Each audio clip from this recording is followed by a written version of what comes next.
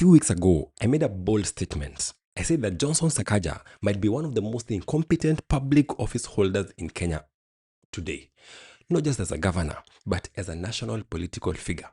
At the time, many people disagreed. But after what happened in Nairobi on the night of March 6th, 2026, the vision of turning Kenya into Singapore have collided harshly with reality. Because lazima iwak. Singapore, here we come. Thank you very much. Is it Singapore or Singapore or Singapore?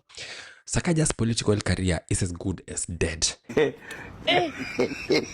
The people of Nairobi have already lost all the confidence they had in this one man. Tuko na mjinga mwingine hapa Nairobi, kazi yake ni kufanya mbweki na kukunywa bangi nani huyu Sakaja. Sometimes impeachment doesn't have to happen in an assembly. Sometimes it happens in the most unforgiving court, the court of public opinion. It's very, very sad seeing bodies being retrieved. Real people who died because of floods yesterday. Hizo videos za Kirinyaga Road are very depressing in photos. Let's talk about it. If you love this kind of content, go ahead and like this video and subscribe. Now let's get to the video. Niko na gavana wangu wa nguvu wako area. Sakaja, sisi ni noma, si noma. Si ni fire, si fire. You see, this is not the first time that Sakaja has faced political trouble. He has already survived two major political storms. The first time when Nairobi MCAs pushed for his impeachment process. We need only 42 signatures to ensure that the motion is presented to the county assemblies. We already have 55. But political negotiations between major political players, that was William Ruto and Raila Odinga, reportedly helped calm the storm. ODM leader Raila Odinga and Nairobi Governor Johnston Sakaja have held a meeting with ODM MCAs to persuade the county assembly to drop the impeachment push. Sakaja was safe. Then came another moment when tensions rised when he handed over his functions as governor to the national government. Again, critics inside the county assembly raised concerns and they wanted to impeach him. Guys, now the issue of Governor Sakaja's impeachment is at an impasse. Imesimama. Once again, Sakaja survived. So politically, he has been resilient. He's been a cat with two lives. But what happened this week may be very different because this third life, he's not going to survive.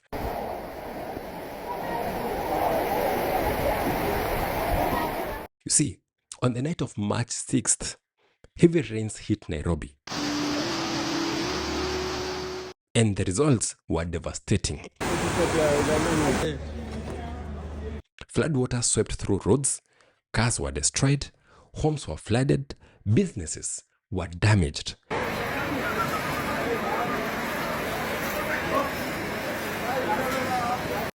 Reports emerged of lives lost. At least 25 people have been killed in Kenya's capital, Nairobi, after heavy rain caused severe flash flooding. More than 30 people were rescued, but many others drowned after being swept into rivers. Entire neighborhoods were overwhelmed by water. Unataka kaploti mahali. Unataka kuhama. This is a good time. This is a good time. And the city that prides itself as the city under the sun suddenly looked like a disaster zone. And many residents began asking one painful question. How does a modern capital city still struggle with flooding every time that it rains?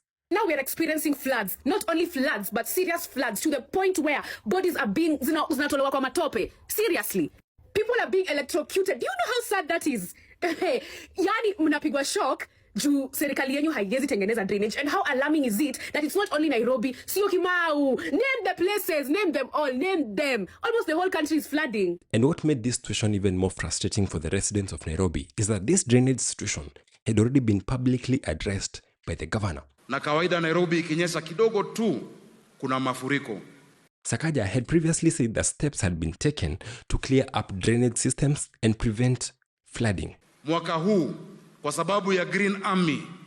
The county government had even deployed some people who we call Green Army to clean drains and to unclog waterways. Hawa mavijana wetu ambao kila eneo la Nairobi wanafungua mitaro, wanasafisha drainage, hakuja kuwa na flooding Nairobi. So the message here was very clear that flooding would no longer be a major problem in this city.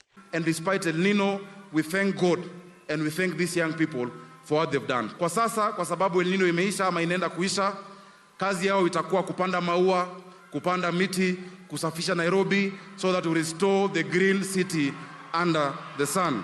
But just after one night of heavy rain, the city experienced widespread destruction again, and public anger by this time exploded. Nairobi CBD, dakika mbili za mvua, 2 minutes, watu washaanza baa kukwama. Sakaja must go. Across Nairobi, residents began sharing images and videos. Floodwaters inside homes. Siku moja tuamuke tupate hakuna nje. Tukirudi ndani tupate nje imejaa ndani. Na hakuna njia ya kutoka nje. Floodwaters inside businesses, vehicles submerged. Shops destroyed, entrepreneurs and business owners started counting losses.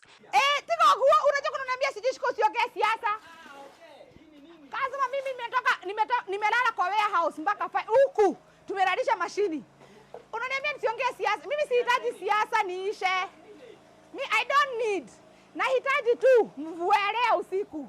For ordinary families, it was even worse. Some lost everything that they owned in one single night.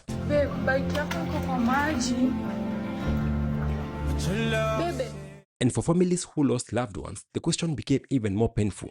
How does one leave home for work and never return just because it rained in their city? Kenyans are now blaming the first-term governor for failing to fix the city's perennial drainage problem, an issue he promised to address in his campaign manifesto. Now, Nairobi finds itself in a very complicated situation. There is a county government led by Johnson Sakaja. Then, there's a growing involvement by the national government in the city management. From the Nairobi Metropolitan Police Unit to an 80 billion shillings boost, President Ruto and Nairobi Governor Sakaja signed a cooperation deal to enhance service delivery in the capital. But despite these layers of leadership, basic urban problems like flooding remain unresolved. For many residents, that raises an uncomfortable question. If both levels of government are involved, who do we hold accountable? Is it the national government or is it Sakaja? It is not a transfer but a collaboration. You see, at one point, Sakaja even suggested that Nairobi's drainage problem would be solved. It only required something like 20 to 25 billion Kenya shillings. The drainage people say we need to improve. To increase the drainage in Nairobi County for rain that comes maybe once a year costs around 25 billion shillings. In the context of Kenya's national budget, which runs into trillions, many people argue that such an investment should be very much possible. They all knew, and all of them slept in dry beds, wakati wengine huko wanakufa.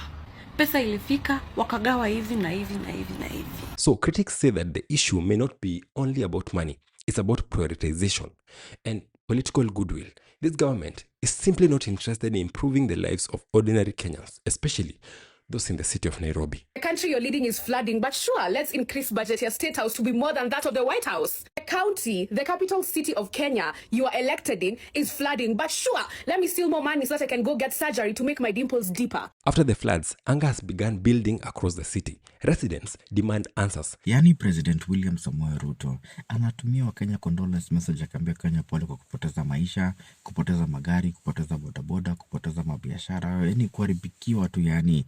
Yet, his government, serikali yake could have sorted this mess in the very first place. Many have argued that Nairobi deserves better infrastructure. Others have questioned whether city leadership have been effective enough. Even city's senator, that is Edwin Sifuna, has come up publicly saying that the residents deserve better services and solutions and not excuses. What's your qualification? You guys remember when Sifuna grilled Sakaja for hiring theology graduates in disaster management? I can see Bramwell is trying to be clever. Bramwell, is there an officer called Anastasia Sumbua in your department? Yes, she's a... What is her position? She's a principal fire officer. What is her qualification? She's in theology. You guys remember that? like we were all going to pray for the situation. Guys, right now, Nairobi's frustration is no longer even just about politics. It's about safety. Basic safety. Can people just not die? Seen even a woman was washed away at Uhuru Park. Knowing that we were there, if we were 1 minute late, this could have been us. Is so surreal, my God. You see, here is the reality. Whether through impeachment or elections, political accountability eventually arrives. It has to come. Sometimes it will be quick, sometimes it will be slow, but it must arrive. You see, right now, many Nairobi residents have already made up their mind. As a millennial ama as a Gen Z, penye imefika sidhani kuna mtu unangojea akwambie who to vote for, ama nani umpeleke home 6 AM asubuhi, akaenda akasaidia mama yake kupika chai. Sidhani at this point unangoja mtu akwambie. It may not be in county assembly, it may not even be in state house, but they have already impeached Sakaja.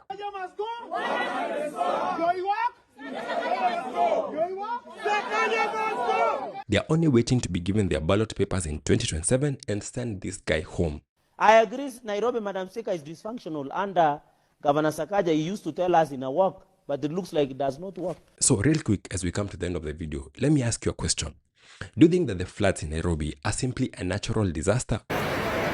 Or are they a testament of that?